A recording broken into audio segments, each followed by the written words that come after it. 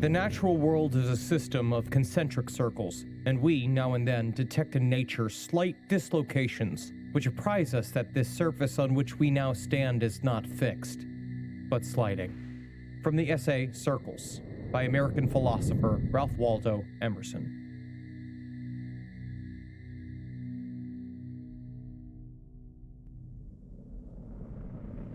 The more that we actually learn about the world we're in, the greater, not the less, the greater the mysteries. We're like in a circle, and everything that you know is inside that circle, and then the boundary of the circle is the boundary of the unknown. And the more you learn, the larger that circle gets. And guess what? So too, the larger the boundary of the unknown. The more you learn, the more conscious you are, the greater the mysteries become. The more you actually are aware of not knowing. Civilizations elsewhere, burgeoning on planets that are young, perhaps, that have been around for just a few billion years, like the Earth. The Earth is actually quite young, in a sense. Been here 4.6 billion years, but the universe is 13.8 billion years old. 9 billion years happened before the Earth was even formed and before the sun was even made. We see a sliding window of planetary formation. Planets that are just forming now, planets in maturity like our Earth, and planets that have survived the death of their star. That tells everyone that this has been going on for billions of years and continues to go on.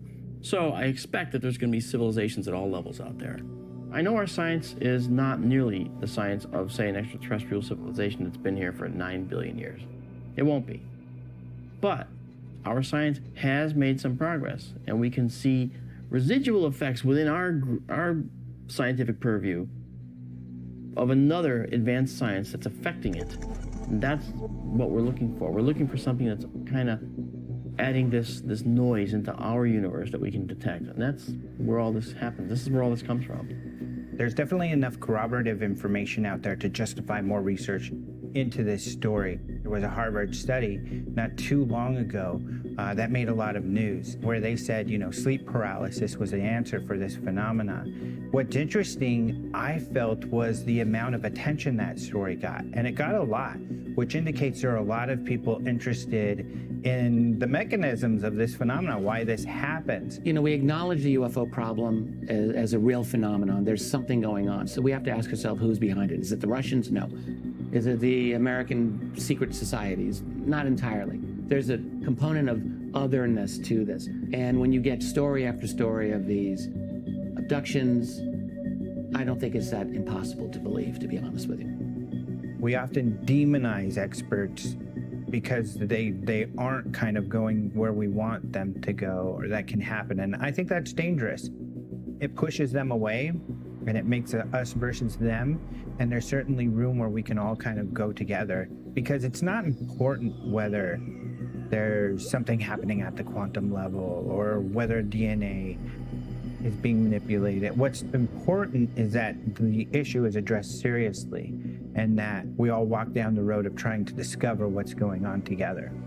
Really hope to inspire the next generation to be curious, to want to explore, but mostly to look for the answers for themselves, to not always just accept what they're told, to get out there and put boots on the ground and explore life and ask the big questions and then go after the answers. When you open yourself to more, you always get more. If you close yourself off to this creed and doctrine and this is the way it is and I got to do this, then no, you're not going to grow. There is so much more to know than we know. I don't care who you are, and I want to know everything. I don't care what it was. If I think that aliens are one thing and they turn out to be totally different than that, that's fine. I just want to know the truth, no matter what it takes. I would say millions of people around the world.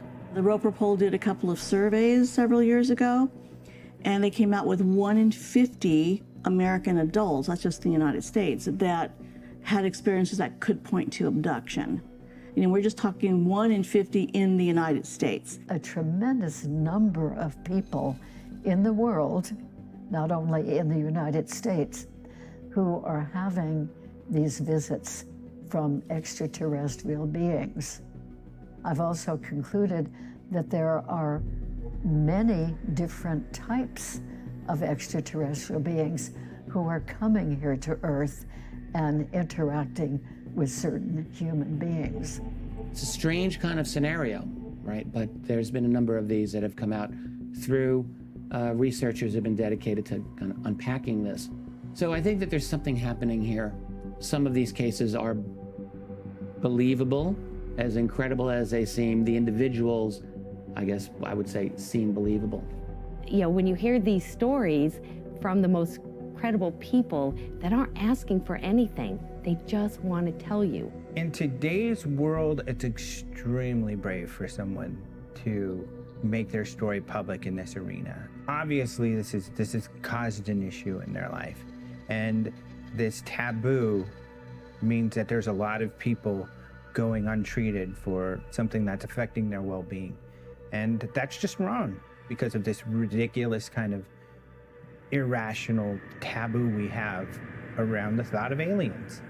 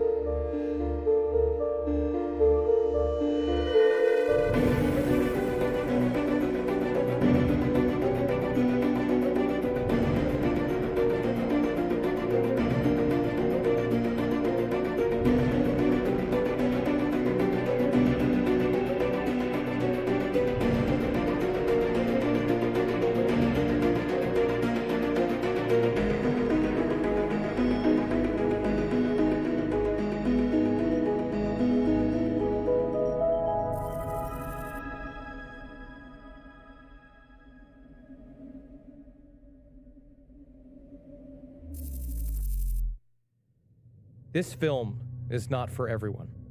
If you believe abduction stories are hoaxes and those telling them are liars, it's definitely not for you. But if you're open to the idea that we're not alone in the universe, that alien hybridization programs are indeed a possibility, that people just like you are used for reproductive experiments against their will, then you'll be intrigued by what April, Rob, Geraldine, and several other experiencers have to share. These are their stories. Listen intently and try to imagine how you might react if you were in their shoes.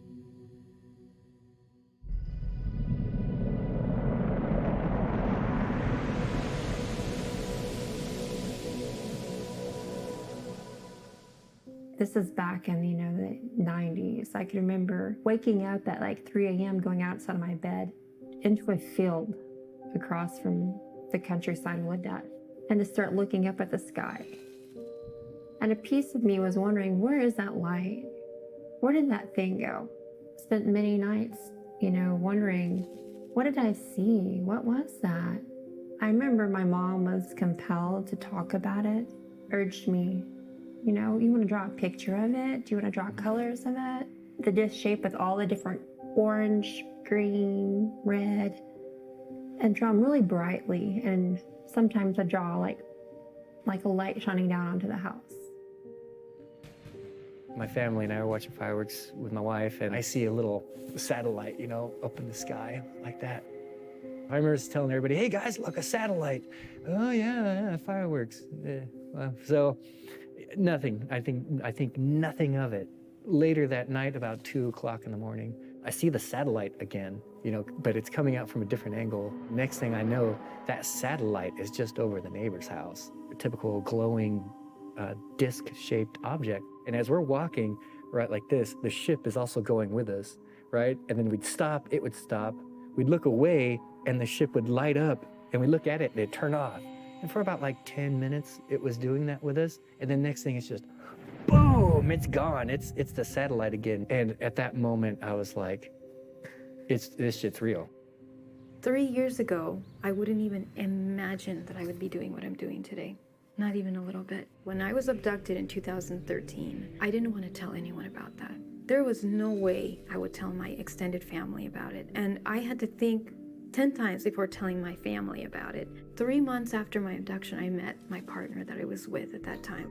I was busy with my career, and he wanted to have a family. The more I started to have other experiences too of abduction, I couldn't talk to him about it. And then when we moved in together, just at nighttime, things that would happen to me, and he couldn't handle it. I started having the strange experiences in childhood. Being part of adolescence, I was pretty much engaged in what that brings into one's life. I had an experience at 4, an experience at like 14 and a half, and 17, 18, 19. And when I was 27, I started to have sightings in broad daylight with neighbors, witnesses, coworkers, family, friends, colleagues. The memories of being taken on the ship, being on a table, and then having them distract me with some kind of other memory or some kind of screen image. And so that's what I remember from the hypnosis sessions. And they did it time after time after time. When I was 7, my mom had a nervous breakdown. That's what they called it back then.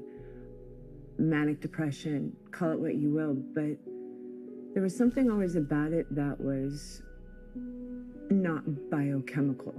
And I knew that. Her mom had an issue, her grandmother had an issue. It seemed to be cyclic. I wish I could say I knew what triggered it. I have suspicions.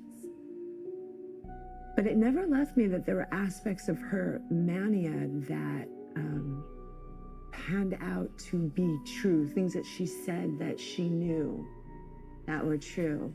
As a kid, I'm sure it had a major effect on me.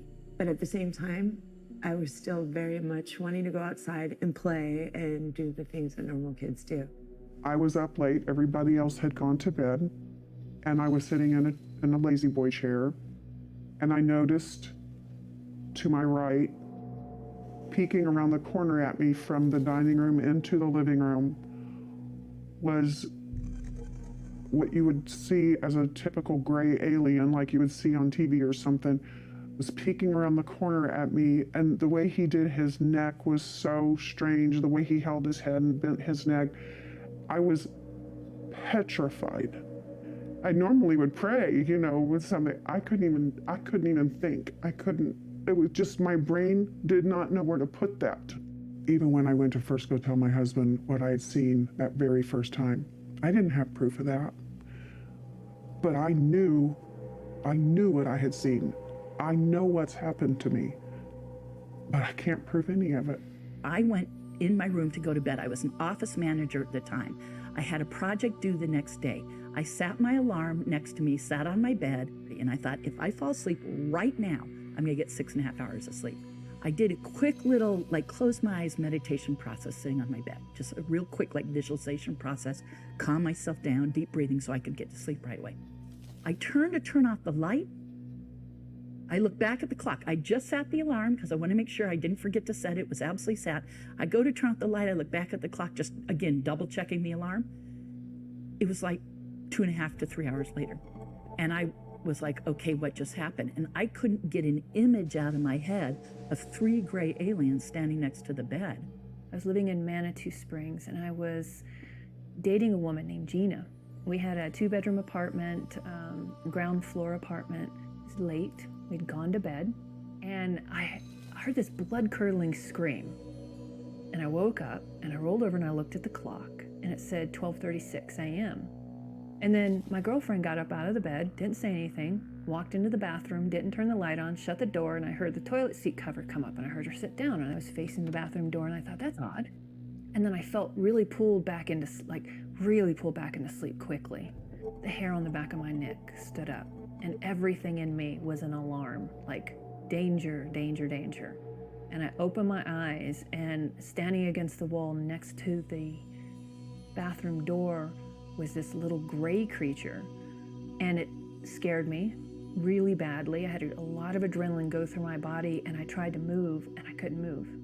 And I struggled against that, and I tried to fight it. I tried to fight it mentally. I tried to fight it physically. And I would get to the point where I would literally panic and pass out again. This went on for some time. I would say 20 or 30 times of me waking up, not being able to move, panicking and passing out again. Each time I would do this, this gray being kept getting closer to the bed. And as I was getting a hold of myself, this time I came awake, I opened my eyes, and I looked right at it, and I heard clearly this time, "Be still. We aren't here to hurt you. We are only here to check on you." As that was happening, I started to have these flashbacks. A flash of being on a gurney being moved down a hallway, a flash of being in a bright lit room, a flash of them being over me, leaning over my stomach, and then it made me panic and pass out again. And then when I woke up again, this being was really close to the bed, really, really close. And when I opened my eyes, I said, "Why are you doing this to me?" And he just said, "Be still," almost like this programmed response. At some point, this horrific experience ended, where all at the same time, my girlfriend throws open the door, turns on the light, is cursing about her legs being asleep, is trying to walk, trying to stand. And I looked over at the clock, and it was like 4 hours later. Never left my room, right? I'm sitting there on my bed, calm myself down, turn off the light, go to sleep. I go to work the next day, come home, dead tired. My roommate approaches me in the kitchen. I'm making dinner that night and says, "What happened to you last night?" After our discussion, she couldn't sleep. She thought she heard a prowler downstairs. We had a 2-story townhouse. She went downstairs, nobody there. There was a gap under my bedroom door, so she could clearly see that my light was on. So she knocks on my door. She's like 3 in the morning. She knocks on my door. No answer. She pounds on my door. No answer. Now she's afraid that something has happened to me. So she goes in my room. I'm not there. She witnessed I was gone during my missing time. She goes back, sits on her bed. She sees a flashing light in the hallway. She looks expecting to see me. She sees a 3.5 foot tall, or 4 foot gray alien, steps in the door of her room. She's fully conscious, sitting in bed. It stares right at her. She closed the door to my room. It goes through my closed door as if nothing's there. So she's telling me that, and she goes, she had read Whitley Strieber's Communion prior to that, because this is like early 90. And she said, "You know that book by that guy, that famous author, do you think you might be having that go on?" And I said, "I don't know." What's most intriguing about April, Rob, and Geraldine is the divergent journeys they've taken following their abduction experiences. April's innocence and genuine wonder still abound, despite what her nightmares were hiding. Rob's search for answers continue while he grapples with the obvious question, why me? And Geraldine's experiences, as shocking as they are, have encouraged her to be a conduit for awareness. Well, out of the blue, I have this very vivid dream. And this is one of the dreams that it was so powerful that I woke up and I had to write everything down in my dream. Not only did I have to write things down, I had to go to the bathroom and physically look at my body. And I remember after I went to the bathroom, looked at my body, I made very specific notes. And then the amazing thing is the next morning, after this dream, very vivid dream, I told my husband all about the dream. And I said, look at my stomach. I looked at my stomach and there's evidence of something here. There's evidence on my sheet that I slept in of a little tiny blood mark. And my husband, he looked at me immediately, he said, April, something else is going on here. These are not nightmares. 2009, I was 28 years old. prime of my life, and my stomach started hurting really bad, right? Started getting really bad stomach cramps. I couldn't keep food in me. It's like, I wouldn't be throwing it up, but it's, you know, in, out. I went from 210 pounds to 115 pounds.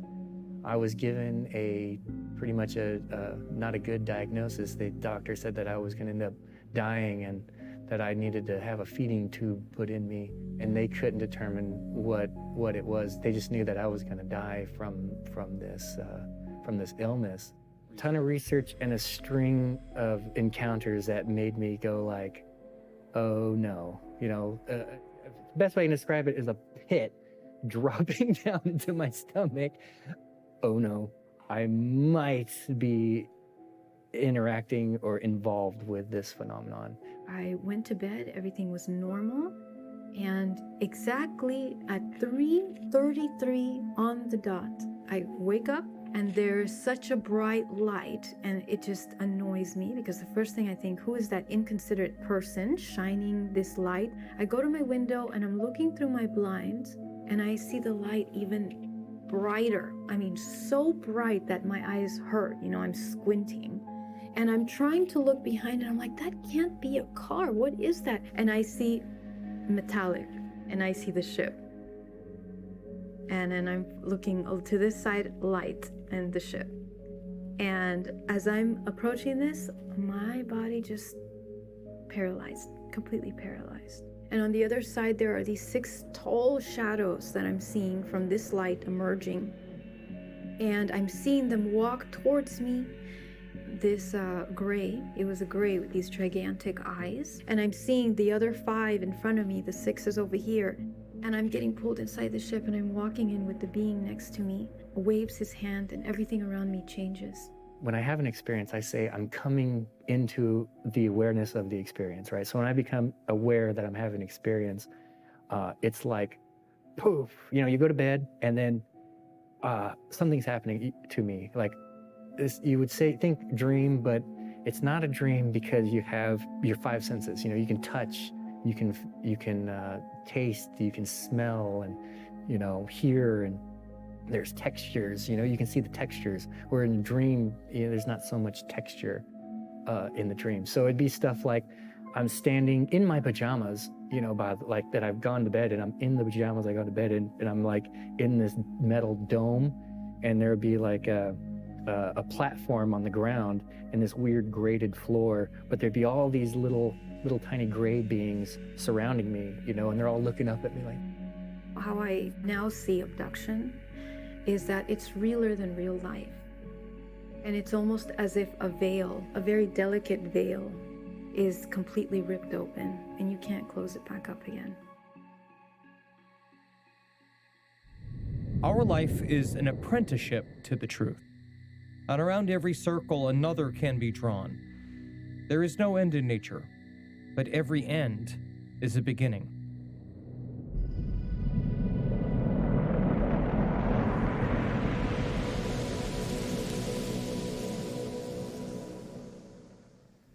As unreal as alien hybridization programs sound, hundreds of thousands of people around the world have reported extraordinary experiences, allowing researchers to identify a likely sequence of events.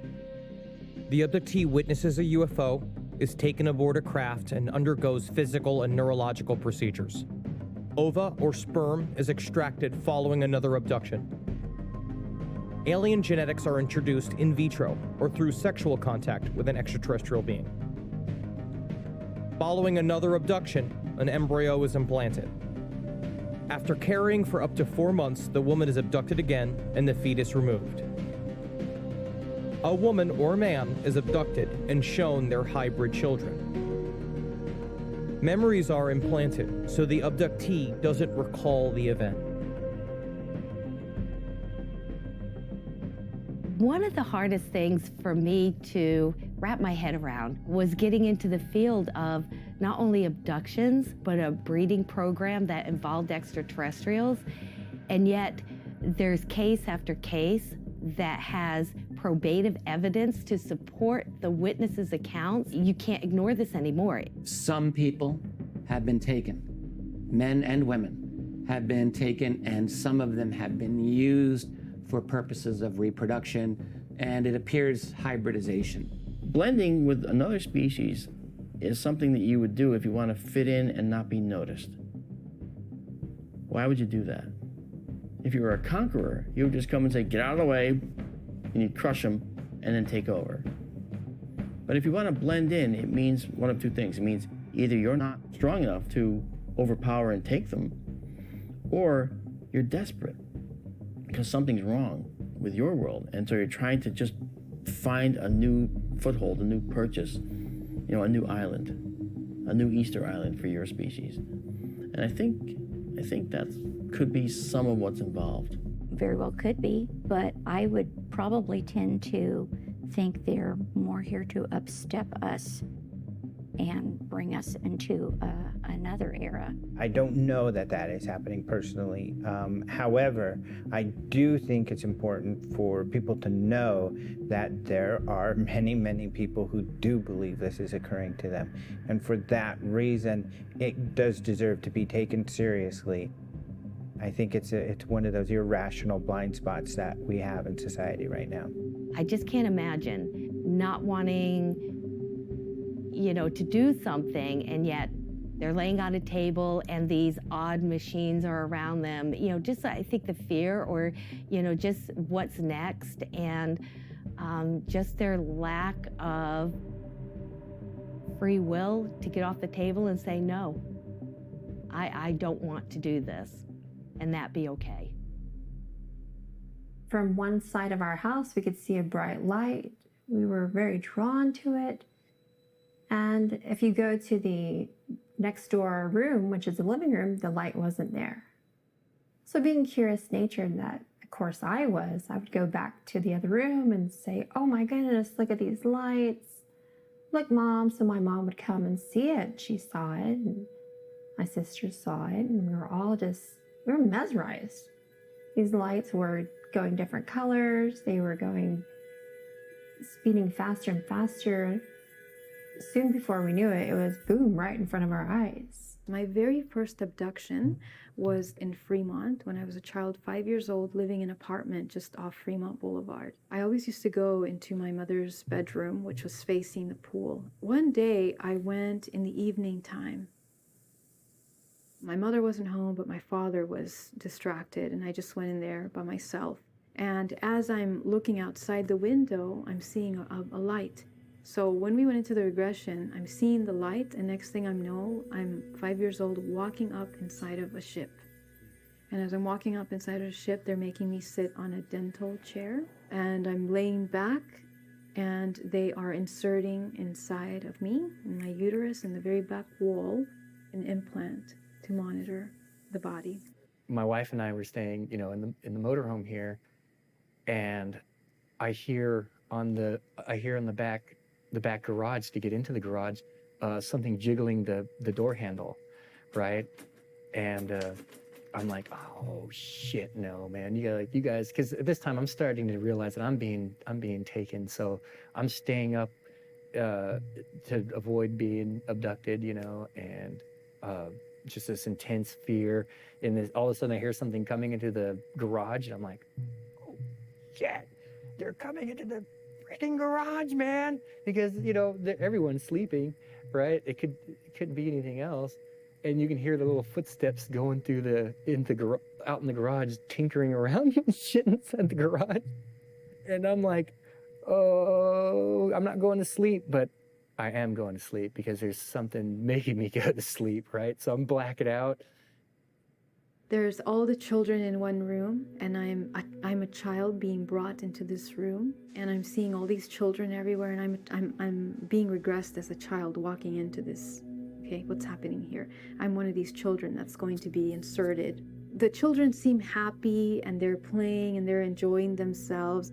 And then when I look to my right, I'm seeing this gigantic glass wall and this mechanical arm moving things around from one side to the other. Now, in the regression, I'm being told, okay, well, look around and sense what's occurring. And what I'm looking through the glass is that they are grabbing the children and inserting through the rectum the implants, just like that with a machine.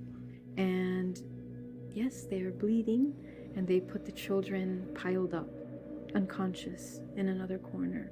And this is happening one glass wall away.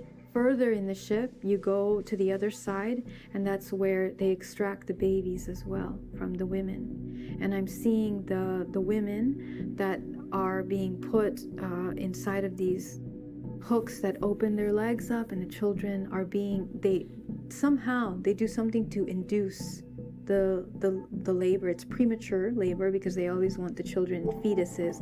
They drop through this little cone. It's like a slide almost, and it slides down through this little hole where it's dropped into these cases, just like we were talking earlier, those cases. The next room, I'm seeing the tall grays with the petri dish doing the DNA alterations, injecting the fetuses.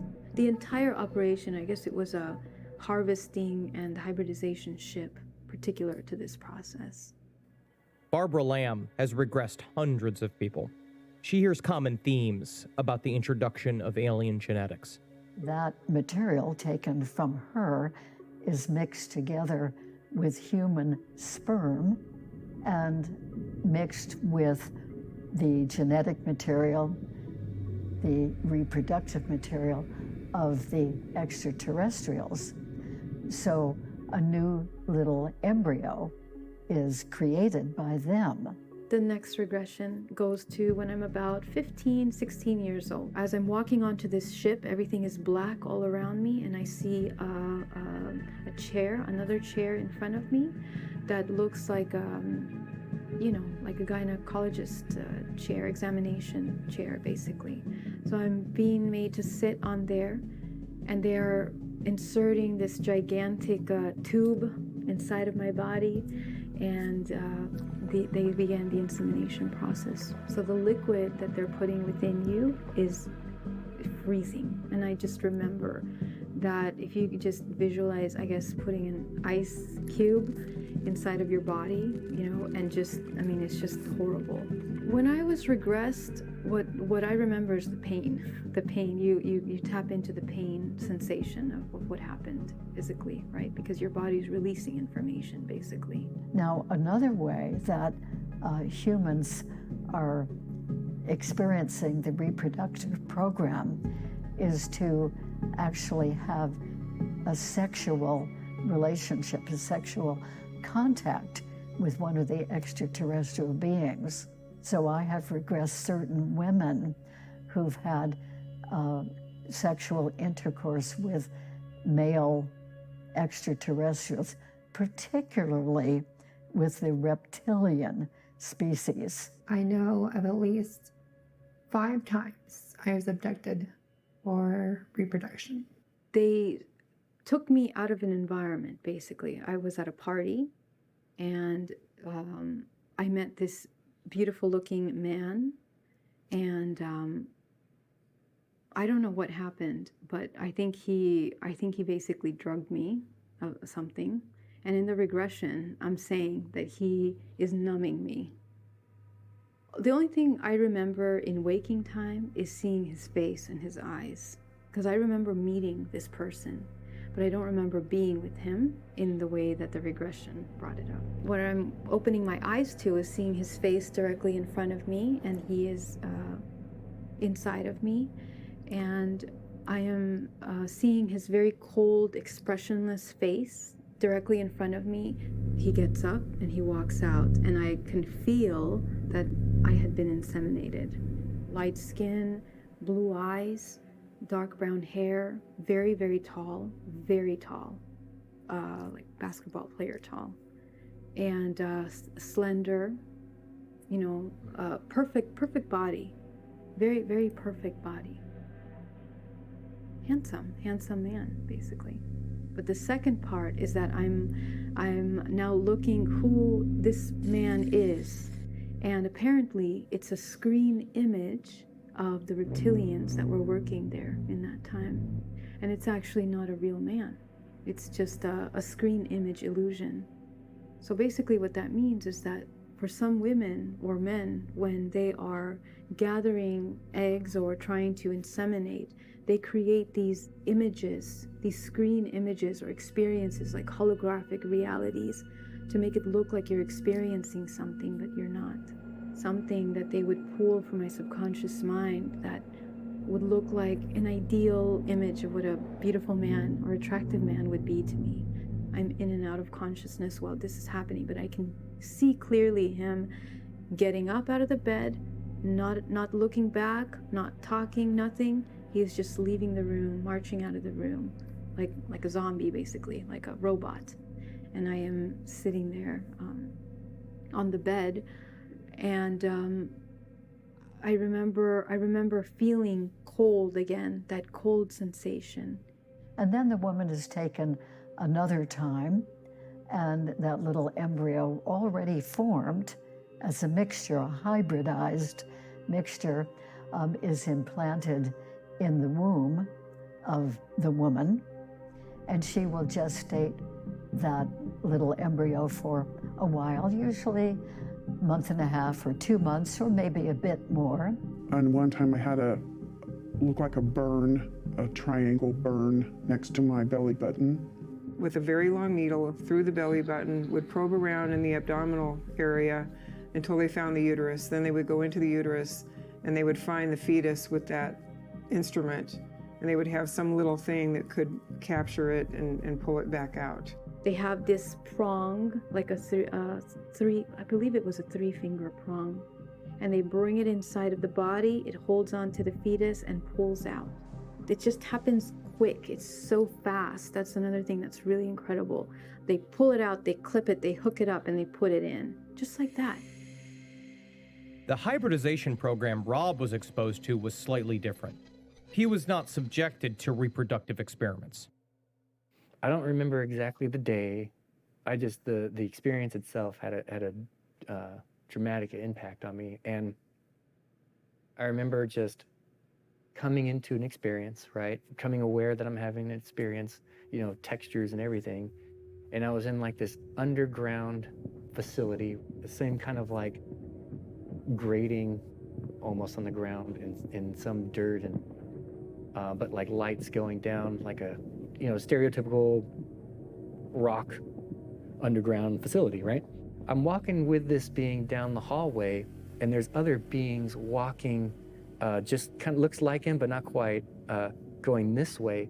Something felt wrong right here, right in my gut, just a tightness, like something's off here. I couldn't quite put my finger on it. And when a being would walk by me like this, it would kind of like look at me, you know, and like if walking by, it would just like, you know, but with this look like of malice, right? I felt malice from it. What I was looking at was a technology, an overlay of a human on top of it. So the image that they're projecting is of these tall, white Nordic beings, right? But when I walked by, it was like a digital distortion in the holographic image, and I can see that there was a lizard face behind that holographic image. They were wearing the face that they wanted you to see. That they want everyone to see, not just me. This is their look. So they take me to the next room, and it's as far as I can see down there, like this hallway, and there's rows upon rows of these glass tube-like things with this blue liquid inside, and beings inside of these tubes that look like a tall white Zeta, right? With basically all these beings, and they said, oh, here's our cloning chambers. I was like, cloning chambers? I don't like that either. That's not cool. I've had an experience where I woke up and I was inside of the tube, right? And I looked down, you know, and I'm in this blue liquid, and I'm going, wait, and I see my hands, right? And my hands are these long fingers, white skin, and I'm like, is this me? And I'm all, oh shit, this is me. I'm wiggling my fingers. Oh shit, this is me. And I look out, and there's all these beings like going, oh shit, you know, they're like scrambling around, you know, and blackout. So there's something there. These beings are abducting people removing their consciousness, just like my consciousness was removed from my body. I believe they're removing consciousness from abductees, and that's the power source that they're using. It's like these are the V8 engines they're putting in these, cars. Of course, they're going to feel benevolent because they got the consciousness of Mrs. Jensen. Doesn't even realize that, when she goes to sleep at night, her consciousness is powering a clone to do God knows what. While the experiences are alarming, the effort to wipe or hide the memory is just as disturbing. But through regression therapy, most abductees uncover the truth. Whatever kind of ET you're with, they'll lean over and look at you right in the face. They would look at me with their eyes, and they would telepathically speak to me, and they would tell me, "You will not remember this. You will not remember this." And they would switch from looking at me to looking down at my lower body, and I would feel a cold scalpel slice with no pain. And they would look back at me with their eyes, and I would directly have to look in their eyes, and they would tell me to look in their eyes and focus. They were calm messages, calm voices. I remember those eyes that you just can't forget. It was like glass, and it was cold, empty stare. Literally like a robot, like AI. You will be just fine. You will be just fine. And the word baby conception, of course. I remember hearing that. Not only did I write it down, I heard it telepathically. Even when they're showing you these things, they're controlling your thoughts. They're controlling what you're seeing in your mind. And I don't like that. I think I get the feeling that they just want me to just go with it and go, oh, okay.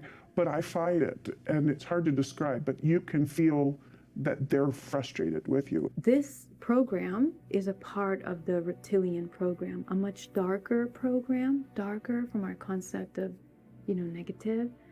And what they are inserting in you is a much lower vibration entity.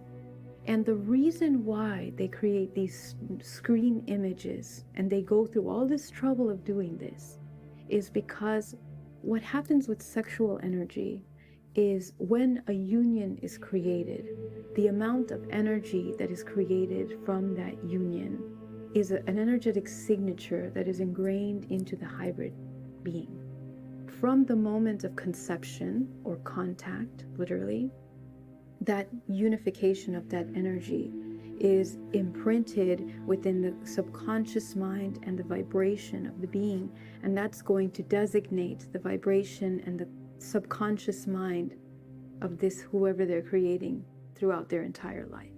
That's when you start to understand the power of sex and the difference between something done through love and something done through some painful situation. That's why they go through the trouble of creating this screen image of a man, whatever. What he looks like, doesn't look like, it doesn't matter. They just pull out from your subconscious mind what may seem they think is going to be appealing to you. Sorry guys, not all ETs are good, Just like here on Earth, we have bad people, we have good people. It's the same thing. It's just everything is a fractal of the whole. You get smaller and smaller down. It's the same thing as the big thing. So you have good people, you have bad people, people with agendas out to do, whatever. It's the same thing up there. Same thing. I mean, look, human beings for 10,000 plus years have taken animals in the wild and bred them, and thereby changing them. That's how we created all the species of dogs that exist from wolves. Cattle are totally different from where they were thousands of years ago. Sheep in the wild are aggressive and tough. Well, not the way we breed them. We change all of these animals. And so now, can we be bred into something different? And the answer is absolutely, of course we can. We're doing it to ourselves now. But a real question to ask is, has someone else come, taken us, and added a different mixture?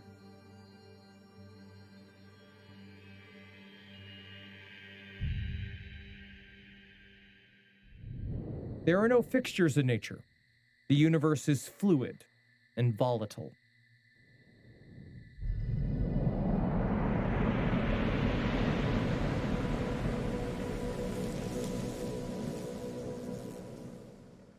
Abduction experiences that involve sexual reproduction are harrowing enough.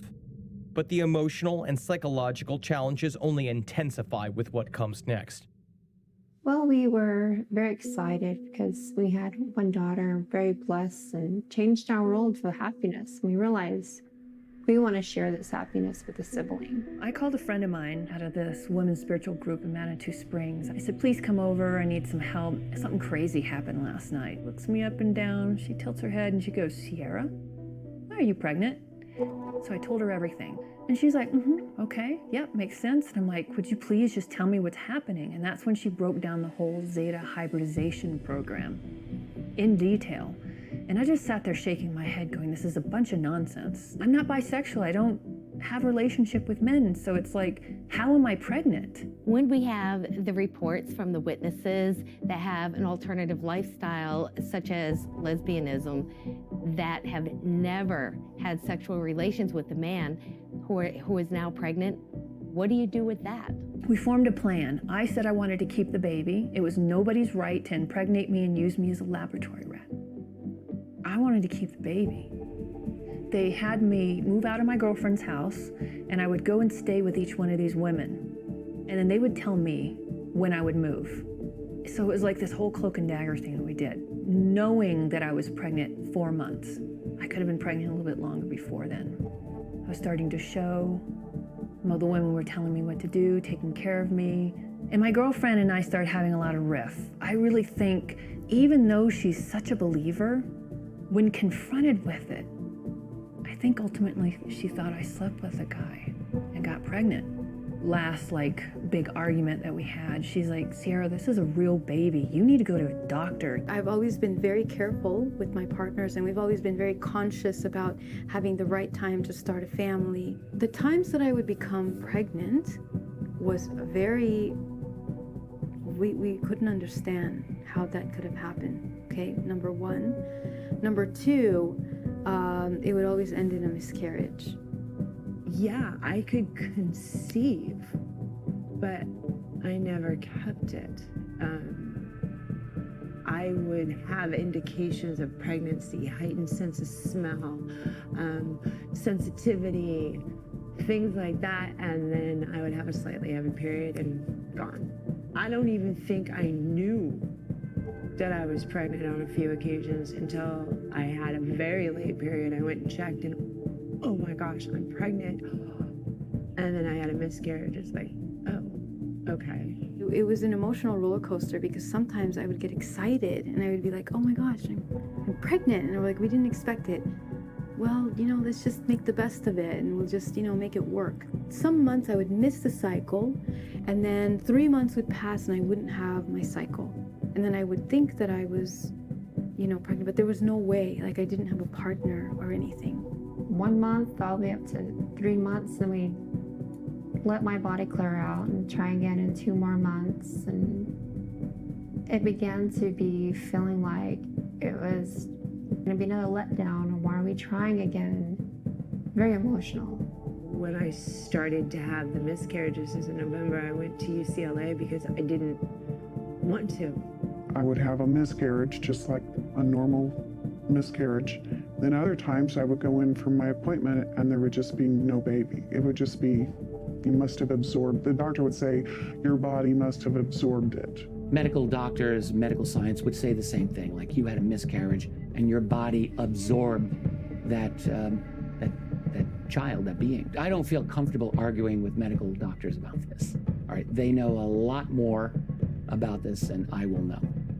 But I have spoken with women who have had such a situation happen.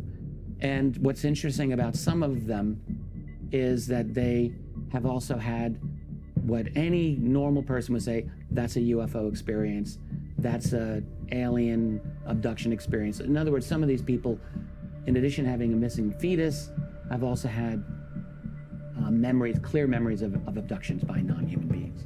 After my first menstrual cycle, that's when they started to pick me up and do more things with me as far as reproduction. I had 2 children already, my son and my daughter, and I didn't want to have more. So I went to the doctor. I thought I wanted to get a tubal ligation. We made the appointment. I went in to get it done, and they did it in the office under local anesthesia.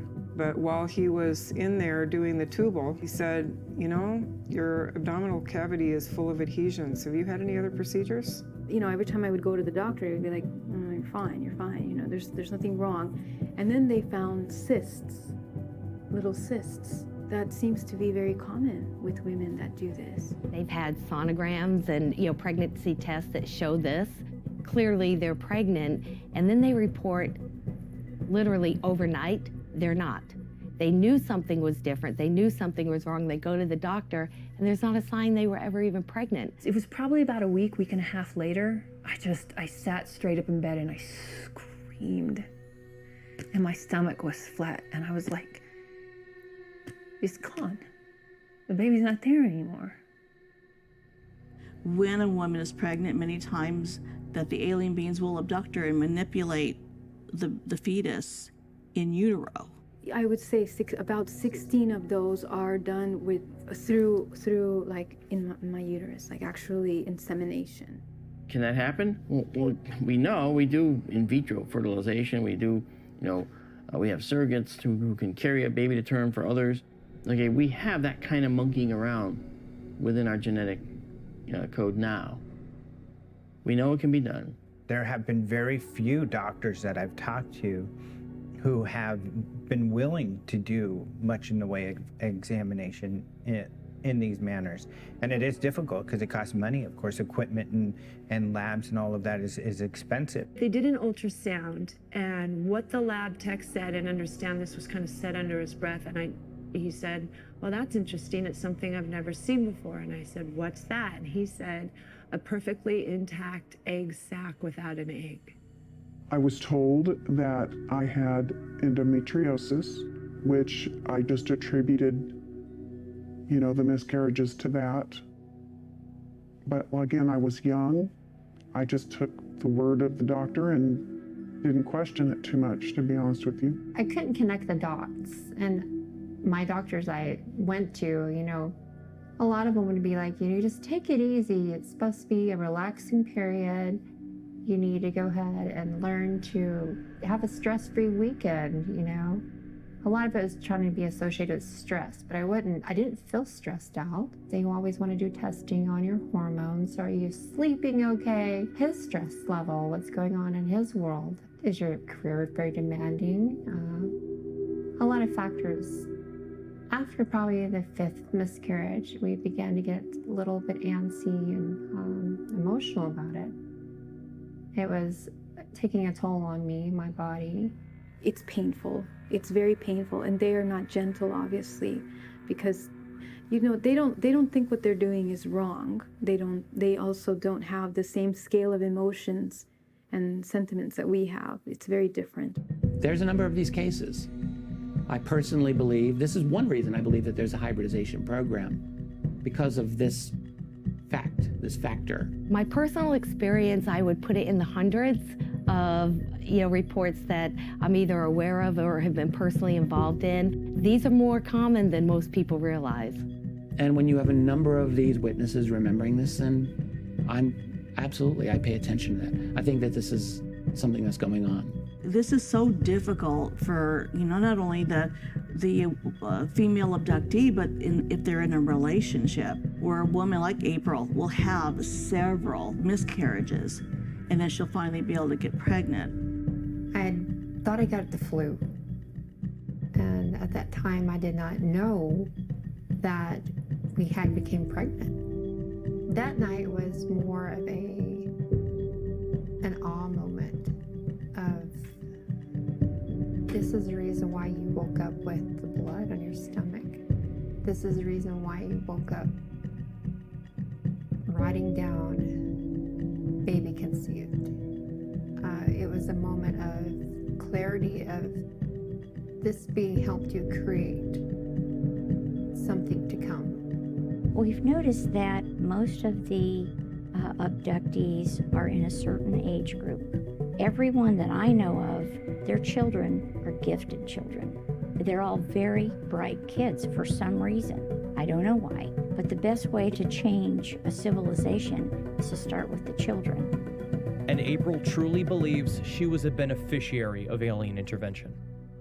It did yield my son. Absolutely. Without any doubt. It's unexplainable, but probably 6 weeks after that dream, that was confirmed it was a pregnancy. We didn't want to say too much. We didn't want to get our hopes up. That was the biggest thing, not getting your hopes up. But did it bother us that we both knew that we had had an encounter with something that was not of human race that helped us genetically have a baby? We were so excited. It didn't faze us. The pregnancy itself was very, very different. Not only for me carrying him as a mother, but even for the doctors. The blood work was very different. It evolved all through the 9 months, and we were both okay. Unlike April, most experiencers involved in hybrid programs don't have earthbound children, yet they remain connected.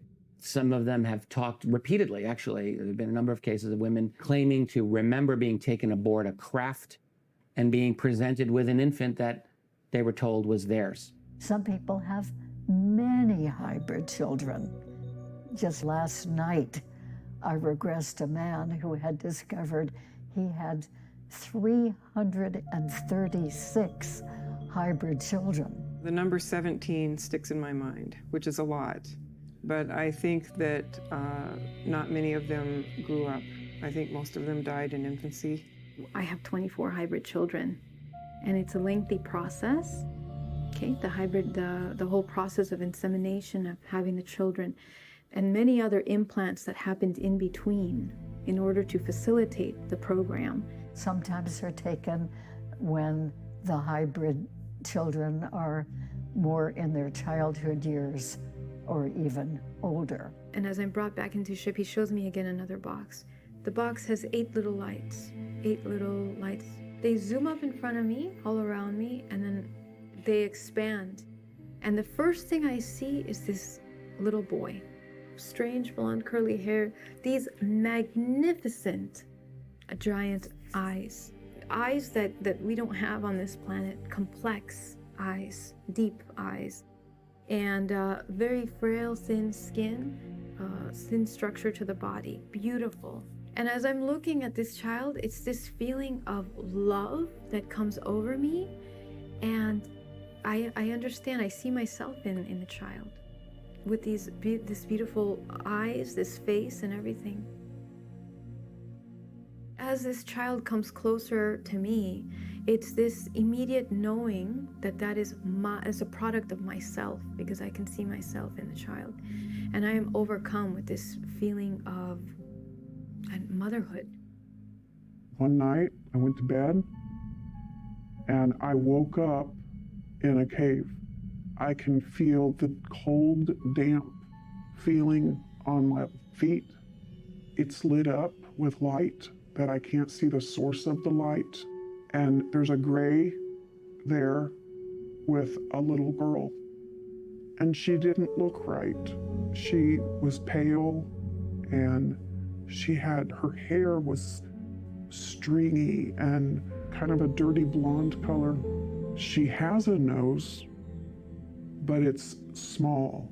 She had huge blue eyes, and I can't take my eyes off of her face because I'm trying to see me in her, and I don't. And he brought her to me, and he said that she's yours. Which threw me, because I can barely accept this. This sounds insane, I realize, but I was shocked. I didn't question whether he was telling me the truth or not, which is, I find strange now, but I knew he was telling me the truth. And he walked her up to me and told me to mother her. And I took it to mean show her affection. She never once opened her mouth. She never spoke verbally. I could tell something was wrong. And I don't know whether it's just, I don't know what it was. I don't know if she was sick. I don't know if she just needed to learn about affection. I don't know what it was, but something wasn't right. Like, she was emanating her feelings about me very strongly. Don't come near me. I don't want anything to do with you. But I also noticed she was obedient to the gray. She never showed any expression on her face. She stared at me and just telepathically let me know, I don't want anything to do with you. And so since it wasn't going the way that the gray wanted it to go, I was taken back home. And I've never seen her since. And I don't know if, do they lie?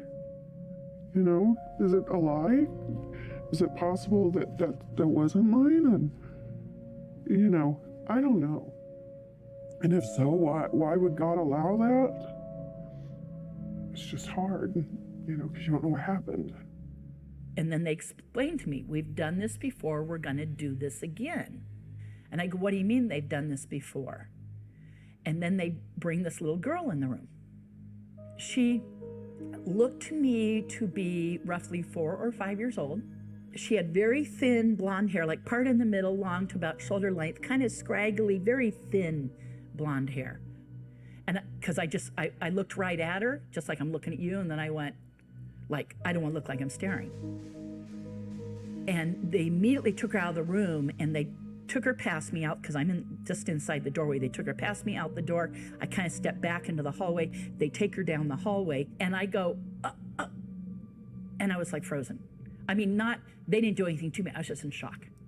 And I wanted to say, wait, bring her back. Well, ever since then, I had extreme guilt that I'd turned away from my own child. A few decades later, Melinda had a chance to redeem herself. Walking in like as if there was a hallway or something out there, in this door are these grays, and then with them is this adult hybrid. And they have her stand there. And I looked at her and I'm like, whoa. Now, bizarre looking, but beautiful. Very thin blonde hair, big forehead, little chin, would not pass for human, but yet human enough. And I remember thinking, is this her? And then the grays right next to me went to like introduce her, like this is, you know, kind of a thing. And they were like, oh, whether it was a look on my face or, you know, it's all telepathy with them anyways. They were like, oh, you know who this is? I said out loud to her, I'm sorry. I said, I love you. Sorry. I didn't think this would be happening, sorry. I thought, just emotions, sorry. I said to her, I mean, I had this moment to apologize from all those years, from 24 years of saying I had turned away.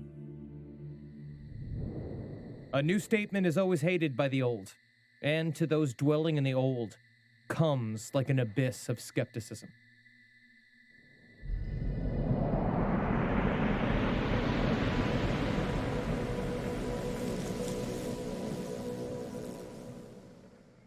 Common things that you see when you're listening to some of these stories is the sincerity and the love that they had already that is now taken. There's a loss. Sometimes the people who claim that they've carried a baby to term and then the baby disappeared seem to be people with emotional problems at times. But if that really happened, wouldn't someone be experiencing emotional problems? That shouldn't disqualify us from looking into these sort of things, especially if there is any physical evidence.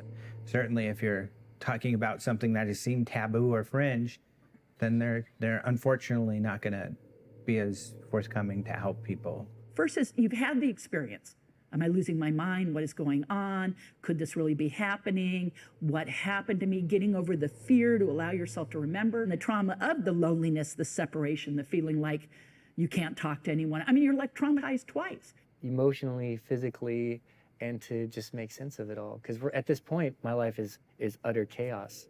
I was petrified in fear. I tried to scream. I tried to like yell out for my husband. I don't know how long I've sat there frozen because it looked at me and then it leaned back. And I was scared it was right behind that wall. And I had to go walk right past it to get to my bedroom where my husband was. I wasn't ashamed or embarrassed. I was just too emotionally shocked by the visions, by the clarity of the things that not only did I see, but I felt like they were happening again. Now that I know that the being was an aggressive being, that it was more of a rape, I couldn't even talk about it with him. I had to wait a few days to let him hear the audio because I couldn't talk about it. You want to do everything you possibly can to shove it in a box, to explain it away, to make yourself feel better that without your knowledge nor your permission, somebody has used your body and your DNA for their benefit, for their agenda. All of this is happening without their agreement, without their permission. And this is a very important aspect of the whole phenomenon. They knew that I wasn't going to remember because they were going to work me over with drugs and rape and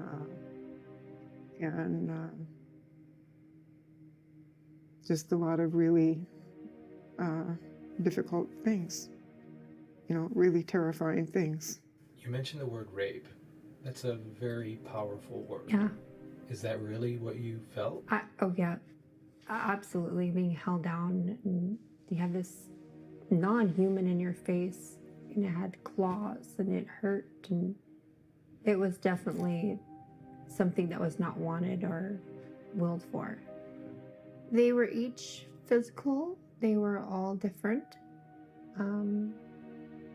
Sometimes in a sterile setting like an OR. And then unfortunately there was times of, I guess you would say, it was more of a very public, I would call it a rape again, where there was humans. I could see human faces along with different species of aliens or others. That was all in a big circle and watching very silently. There was different settings, different times. I've since really delved into that to try to figure out why did they have people watching. I think it was to increase the level of trauma for me. And I think some of the people there watching didn't want to be there watching, but they may have been scientists working on things, and they may have been forced to watch that to know what would happen to their wives or their daughters if they ever talked about what they were working on. The weird thing is I couldn't close my eyes. It was having to physically have your eyes open, see this being, feel it, hear it, smell it.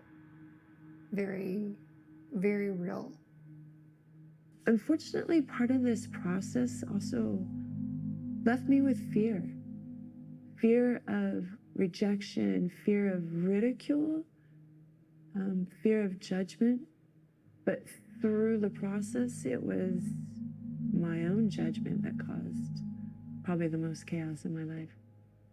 But the initial reaction is often one of trauma because you're dealing with the unknown. You can be afraid of it. You can be uncertain and have self-doubt. And you might realize you're having post-traumatic stress disorder. PTSD, it's all the same symptoms. When we all suffer a trauma, we suffer the same symptoms, but and UFO abduction is no different. It's trauma. And then you have to deal with like trauma all over again, because then comes the fear of what is anyone else going to say? Do I tell my spouse, my partner? Do I tell my parents? Do I, and what are they going to say? And heaven forbid that person be negative towards you. You're traumatized all over again. And a sense of growing isolation only intensifies the trauma for experiencers. I know this is hard to articulate, but how do you describe what it's like to be someone who's had tremendous, extraordinary experiences that no one believes? When you're in a crowd of people and you just stand there, and it's like you're not moving, but everybody else is, and the camera's kind of just spinning around them, so you get this dizzy spinning feeling. That's like that. It's like that. It's like I'm standing still and the world's moving around me. I felt it was important for me to tell as many people as I possibly could. The interesting thing is I witnessed this. I'm excited, I'm terrified, I'm going through all these emotions, and I'm like telling people, hey, oh my God, I'm so excited, you're not gonna believe this. I'm getting bullshit. And I'm like, bullshit? Dude. At that moment, I realized I got a problem here. I got a serious problem here, and that is no one's gonna believe it. Constantly as an abductee, you wonder, am I choosing to see this in a positive way because I'm forced to have to deal with it and live with it and I have to integrate it in my life and that's how I've come to terms with it? Or is this the way it really is? And I constantly battle with that. I didn't even want to research more than just looking superficially at what happened, because I was like, what's the point? Like, okay, it happens to people, maybe it happened to me. Oh well, you know, that's fine, let's just keep going. But it was a pain, it was internal struggle inside. It's like living two lives, being two different people. The two life split, I call it life A and life B, right? And in life A, you have Rob, which now is, you know, Rob the painter. And Rob the painter, he goes to work, he pays his bills, hangs out with his buds, you know, he does things that people do. Life B is this world, what I could say my true self, because I'm interacting with you guys and I'm more free and more open. Not talking about it doesn't help you integrate the experience, and suppressing a tremendous amount of emotion. I would feel torn, and there were times when I would, you know, break down and I would cry about these things because I couldn't express myself and talk about them. There was nobody that could understand what I was going through. I realized at the moment I was going to tell him how it sounded. And I thought, oh my God, what am I going to say I saw? And what am I going to say happened? And are the kids okay? And, you know, it just sounded, I mean, I was just so scared and petrified, and I knew it sounded crazy. I knew when I was saying it out loud to him that it didn't sound believable. But I also knew what had just happened. So it was very hard to make him understand what I had just seen. I didn't know what to do. And so I said, please, you have to, do you believe me? Do you believe me? And he said, I believe that you believe it. You feel alone. You feel as though there's absolutely nobody else in the world that can understand. And you try and explain it, and you realize you don't have the language to explain. You don't even know what's going on. How can somebody else commiserate with you? They can't. And then there's the aspect of, now they're worried about me. Now they see me struggling. Now they're worried about my mental capacities. They're worried about my emotional stability. And they should be, because I'm emotionally all over the place. I'm mentally all over the place. I'm not okay, but I'm good. It's become an intimate part of my life. You know, I'm fully integrated into this now. Does that mean technically I don't exist to other people, you know, because I kind of exist outside of the realm of what they believe is possible? It is difficult. But, so yes, not everyone needs to go public by any means, but recall your memories, get some support, meet some other people you can talk to. You're not alone. Every ultimate fact is only the first of a new series. There is no outside, no enclosing wall.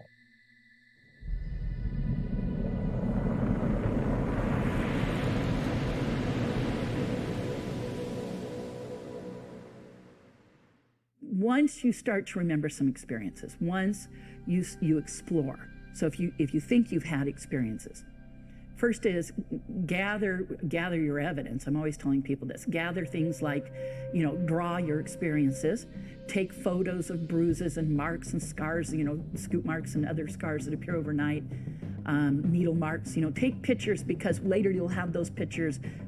Even if you never show anyone else, it shows you that that was real. And then work with a hypnotherapist to recall memory. If you have little bits and pieces, or like you were saying, screen memories, then work with someone, get that recalled, And when you look at a number of cases that have been extracted through hypnotic regression, which, okay, that's sometimes people will question that as a methodology, but nonetheless, there are a lot of women who will remember the embryo or fetus being taken out of them. Many of the people who've come to me wonder, why me? Why are these unusual things happening to me? I didn't ask for this. I didn't give my permission. You know, the most important thing is, and I tell them, is to get the information out, bring it forward, verbalize it. Whatever's in there, if it needs to come out to make this world a better place, then I guess I gotta do the deal. I gotta pursue it. They are so ready to know, to go through the process, because they're so tired of all the years of wondering and having the recurring dreams, having the fear of what they don't know, because suppressing it is not going to help them with the healing process. Brian is the most important person alive to me on this journey. He's my rock.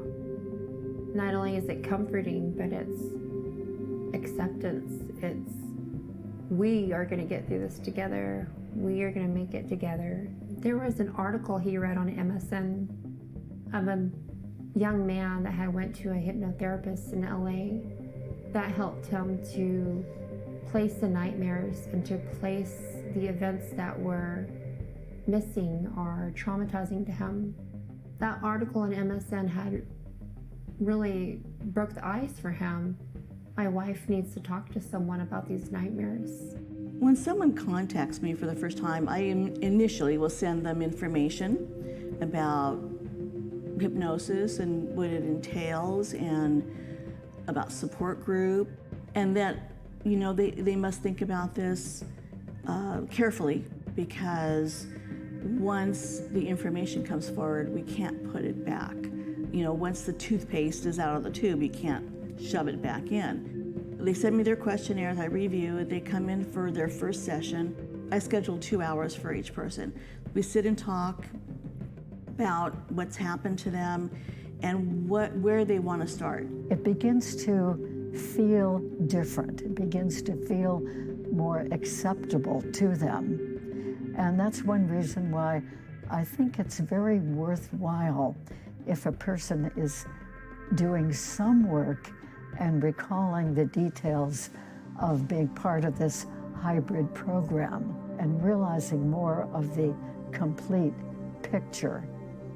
Now with April, when I received her questionnaires, red flags were going up. Okay, I thought, okay, this sounds like she's had a tremendous amount of miscarriages. When I see that from a questionnaire, I know it's going to be a very emotional session. I was definitely a skeptic. I did not believe that the mind would be able to remember anything from the past or any type of trauma, any type of unknown. Of course, as everybody will tell me, oh, I don't think I could be hypnotized, and I try to, you know, relax them and say, everybody can. It's just a matter of you deciding to allow me to be your facilitator. In the very beginning, Yvonne and I, privately, just me and her, talked in the very beginning of what was going on in my life at that time. She kind of got to know me. Before we even go into hypnosis, I tell them, you're going to relive what happened, but I want you to just tell me what's going on, and I will use different techniques that you don't have to experience the pain or the fear, but you can always tell me, I want to stop. And I'll always ask you, do you want to go on? And then she walked me through April. We want you to lay down. I want you to relax. Pick a happy thought, a happy place, a relaxing place. And she walked me through the steps. Her voice was very tranquil. It was very relaxing. Before I knew it, I was talking with my eyes shut, and I felt so heavy. I felt like there was a warm blanket around me. I felt secure. And she just slowly started taking me to my happy place, walking me down these steps. You're counting backwards, 15, 14. And then we started talking about the things I would see, the things I would hear. And the more and more she spoke to me, the more and more my mind began activating the nightmares. I would hear and see and even smell some of the things that I had previously had night terrors about. After the session was over, April was, of course, in total disbelief that she had experienced what she did in hypnosis. They're going to remember more because whatever information is important to them, they're going to remember more. Regression therapy has become popular within the UFO experiencer world because it helps abductees better understand what may have happened. Connecting with others who have had similar experiences is critically important too. It is a community of people, you know, that everyone knows each other, kind of, sort of. But the thing that's important here is that when you talk about a particular group of people that are watching a particular movie and it makes them feel like they can now come clean with something that they've been bothered by, that is the dialogue that we want. But you've got to understand, and you do, that along with that comes the other people that see an opportunity to get and become important. And they do it to become important. They do it to make money. They do it for all these other reasons. They do it for all the human reasons. And that's something that, again, signal and noise. The signal is the gem. The noise is the stuff we want to get out. Hearing other people's accounts will make you go, okay, I'm not crazy. I'm not alone. And those other people can be extremely supportive, especially if they're an abductee that's lived with it for a while.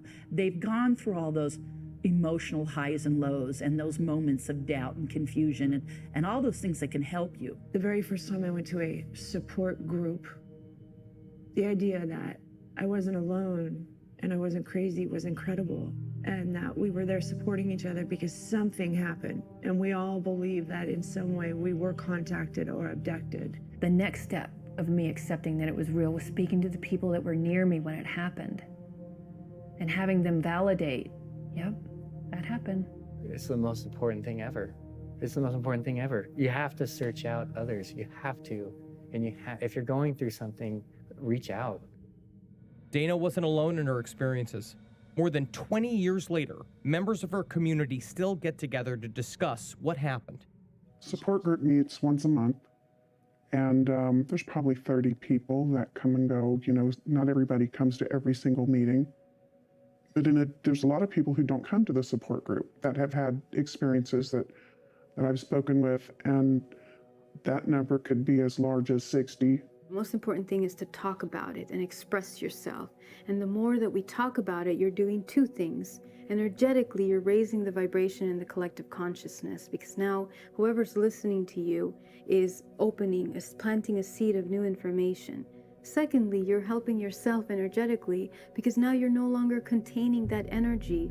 Any kind of emotion, feelings, thoughts that is suppressed causes illness and stagnation of energy. Get it out one way or another, whether it's to your neighbor or your friend, doesn't matter. The more we talk about this with whoever we talk about it, it's like we're planting the seed, and like a domino effect, more people will at least have heard it once in their lifetime. And that's all we need sometimes. And that knowledge, that support that I got from this contact group is probably the greatest gift. And so I can say today, yes, I am a lonely one, but I'm not the only one. It's anyone's guess at how big this phenomena really is, considering all the other investigators that probably have had as many phone calls and interactions as I have.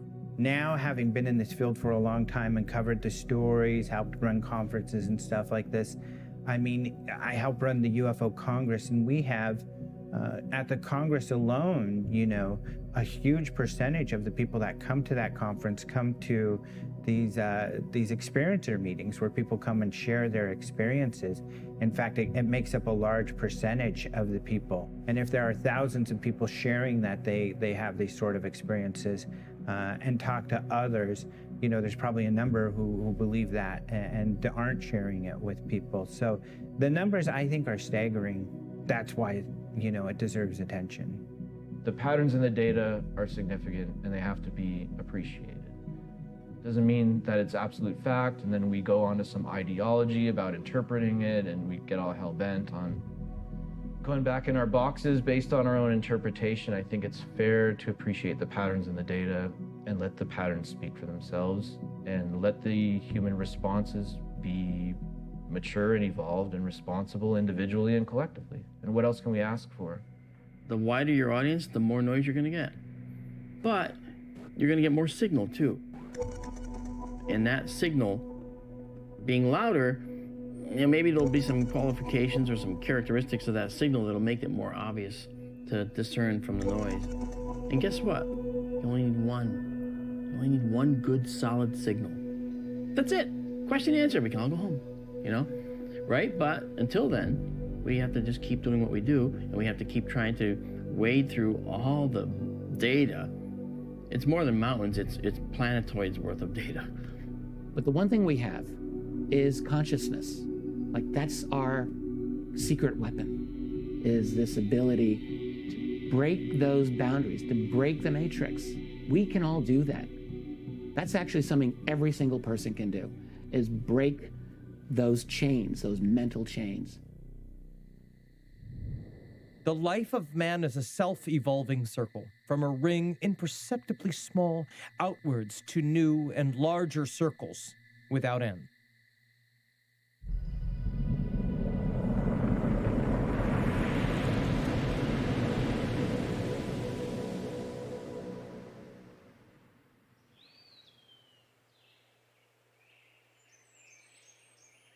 The elk being tagged by us don't get a choice.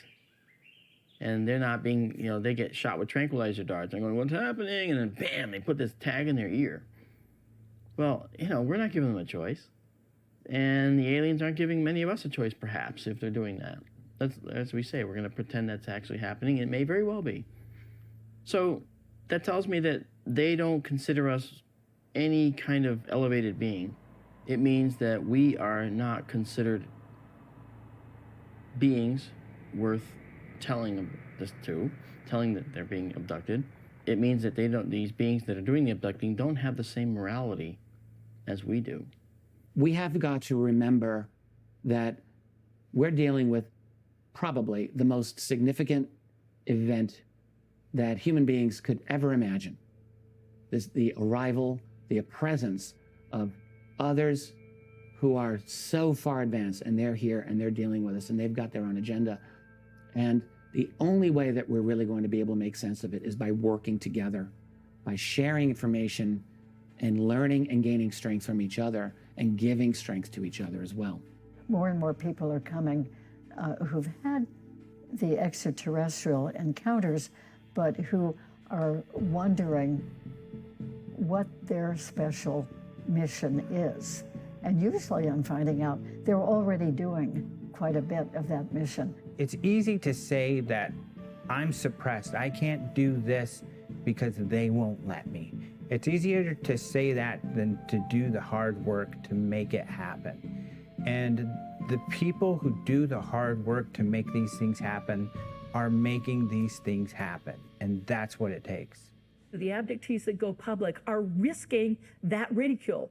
They're risking not only the person watching this, John Q. Public, going, I don't believe it, it's hogwash, it's nonsense, it's no, or the science community, you know. They're risking their own family. I know a medical doctor who lost his license over this subject. Lost his being a medical, he was an amazing medical doctor, worked with kids, lost his license.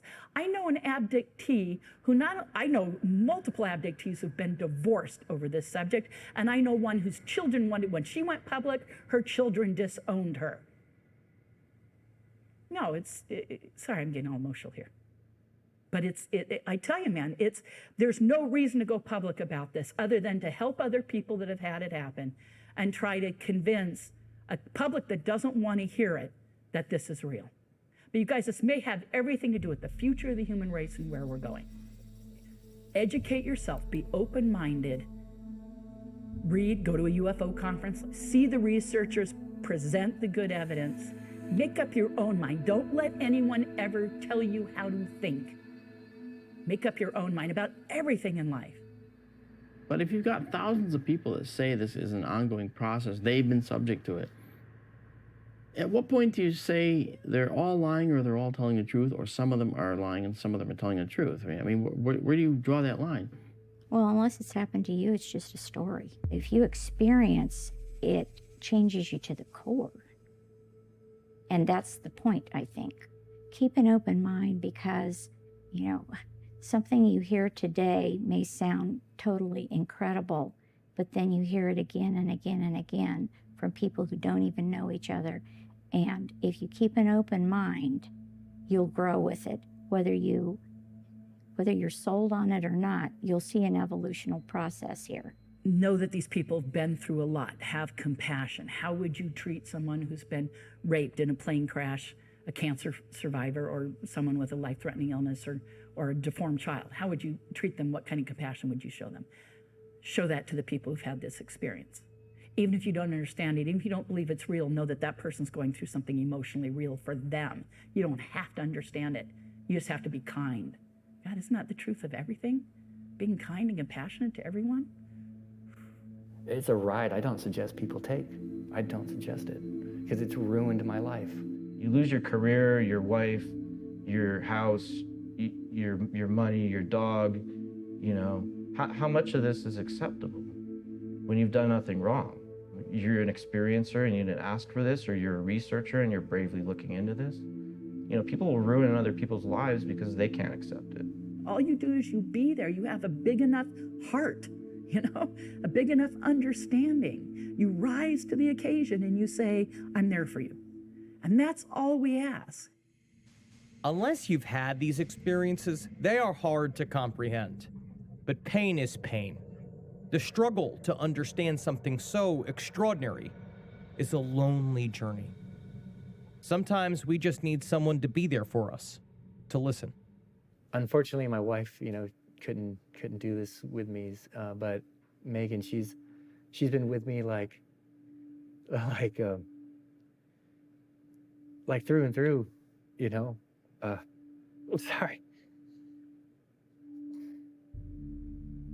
Oh, that's where it gets hard, right there. Sorry. Yeah, without her, there's no way. There's no fucking way. I could have done it.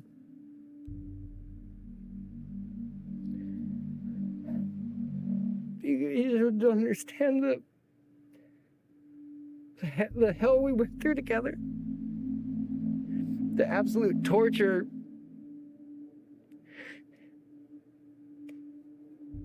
If we just hold on to each other as tight as we can, because in the end, we're all we got. And she's gone through so much herself. But she's been by my side the whole time. Nobody gets to see it because I'm the one that takes the rings, but without her, it wouldn't be possible. I wouldn't be alive today because I wouldn't have survived that transformation. Nobody can understand what it's like to have to go through something. Like, I was just a person, man. I was just a fucking person. And now what am I supposed to do? What am I supposed to do? I don't know. But if it wasn't for her, I couldn't have survived. No way. Anybody else, they would have left me. You know, anybody else. It would have been game over because, you know, the shit I put her through, you know? Because I'm dying, you know, and she's watching me die, and you can't even imagine what that's like for a wife to see her husband dying for an unknown reason, you know, from ETs, you know, who knows, so. What was this, we didn't never circle back around, what was the switch that flipped you back into health? Oh, yeah, so the health thing, it just went away. It went away, boom. I was gonna die, like, I'm going to die, I'm dying, boom, it's gone. Sometimes, sometimes I get upset because I feel like they robbed that from me.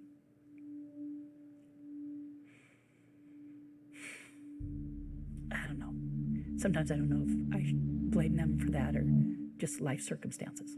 I don't know. You know, one thing with abductees, it's very hard for abductees in relationships afterwards. That's one thing that gets really screwed up.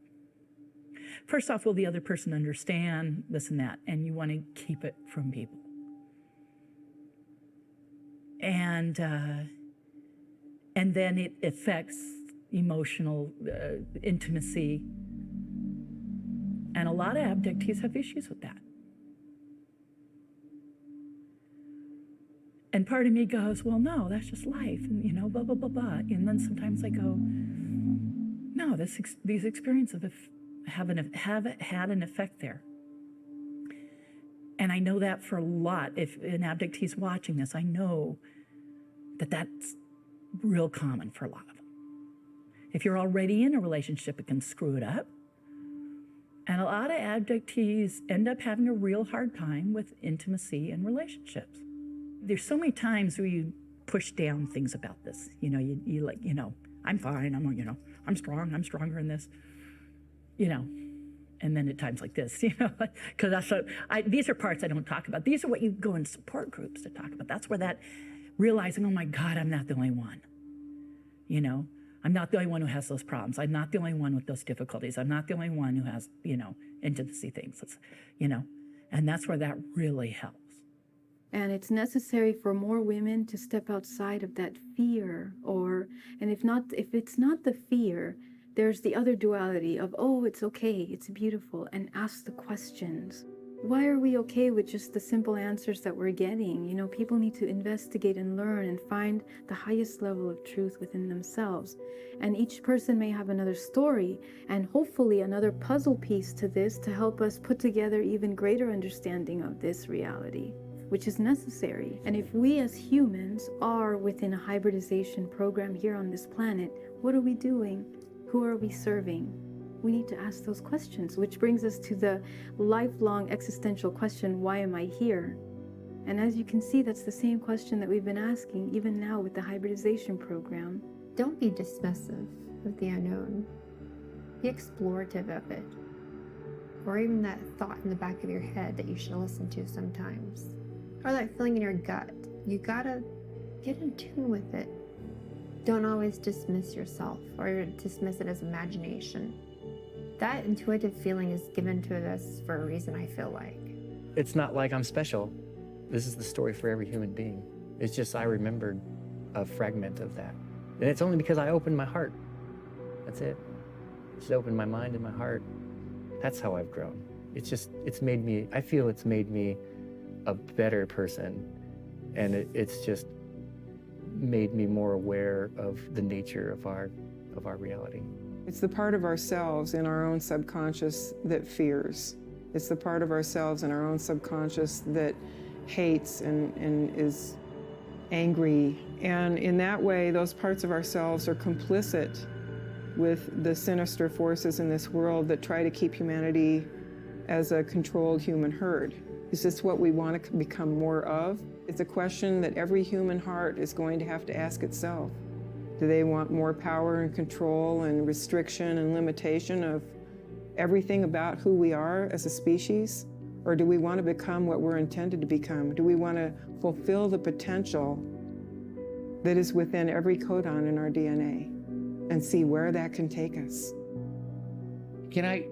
Is it appropriate if I just speak to the camera? I want to do this. So if you're listening and you're someone who has had unexplainable experiences and you don't know how to process them, or if you're just curious about this whole crazy subject of UFOs and everything related to it, I want to tell you, your ability to process this is actually greater than you think. There's more strength inside you than you realize. That's one. I've seen this countless times. Reach down, you can pull up that courage, and you can face that reality, and you become a better person. You do. And you can become an inspiration to other people in turn. That's what you can do. The other thing to keep in mind is you're not alone. There are many other people just like you who have had difficult unexplainable experiences, but yet there they are. And so this is a very important, significant process going on, and you can deal with it. There's other people just like you.